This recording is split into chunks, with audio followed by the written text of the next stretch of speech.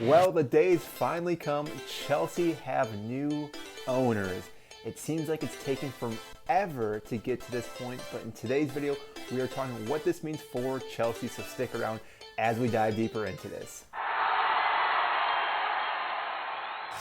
So like I said, Roman Abramovich is out of the picture, out of Chelsea. The new owners have come in to save this club. Now, that being said though, we do need to talk about Roman Abramovich and what he's done at this club. In his 19 years of owning the club, Chelsea ended up winning 21 titles. They won everything possible to actually win, minus the Europa League Conference, which just came out this year, so that was almost impossible for Chelsea to win that. But they did win everything else under the sun with him as the owner. And again, I want to thank him for everything he did for this club, because prior to him owning this club, we really weren't doing a whole lot. Once he came in and injected some cash, I know, oil money into this club, but still the club wouldn't be where it's at without Roman Abramovich. Now, that being said, we obviously are going in a new direction with Todd Boehly and the consortium with Clear Lake. Now, again, with this ownership, we are going to be spending a lot of cash this summer. There's going to be $200 million put into the war chest, which I just love that terminology. War chest is such a good term where you put money into, not just, oh, we have $200 million in the bank account. We have $200 million in our war chest, which means we're going to go out and buy warriors to come back to play for Chelsea, to make sure that we compete for the title in the Premier League, also in the Champions League, FA Cup, and the League Cup.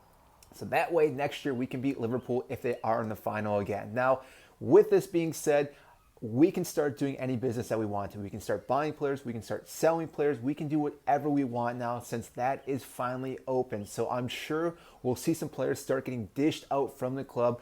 I'm not too sure who's all going to be on the chopping block. I know Ziyech is probably most likely, Timo Werner maybe, Pulisic being another player. We obviously have Rudiger, Alonso, Christensen, and maybe Azpilicueta are on their way out, but I think we do keep Jorginho just because we need someone that is a little bit older, a leader, even though we do have Thiago Silva who will still be there, but we still need some more team leaders in our midfield. Therefore, I think we keep Jorginho for at least one more year. Now, with that being said, we obviously are going to be bringing in a lot of players.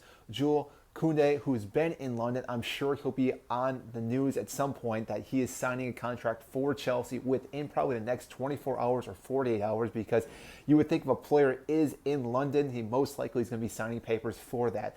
Once he signs, I'm pretty sure, like I've mentioned before in other videos, that domino effect is going to happen when we start signing more and more players.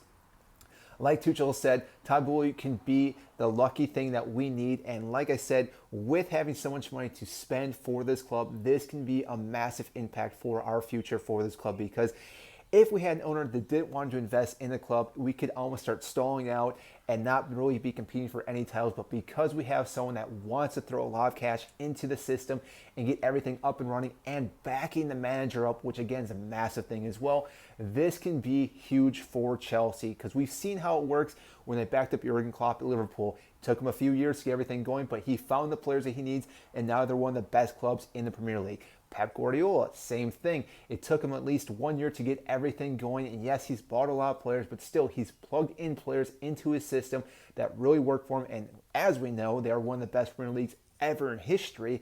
And hopefully Thomas Tuchel can keep that running going with, implanting players that he wants into the system. Hopefully he can keep working his system. Seems like he wants to stick with the wing backs, which does work with this club when we have a fully fit left wing back and right wing back with Reece James and Ben Chilwell. Like I said, when we have injuries to those areas, it's a little more difficult, but when we have those players, it allows us to be more attacking out on the wings and therefore put more pressure onto defensive teams. And we also play more balls into the box, which would be great for Romelu Lukaku. So, like I said, today's video is a little bit shorter. Just want to state that we do have our new owners.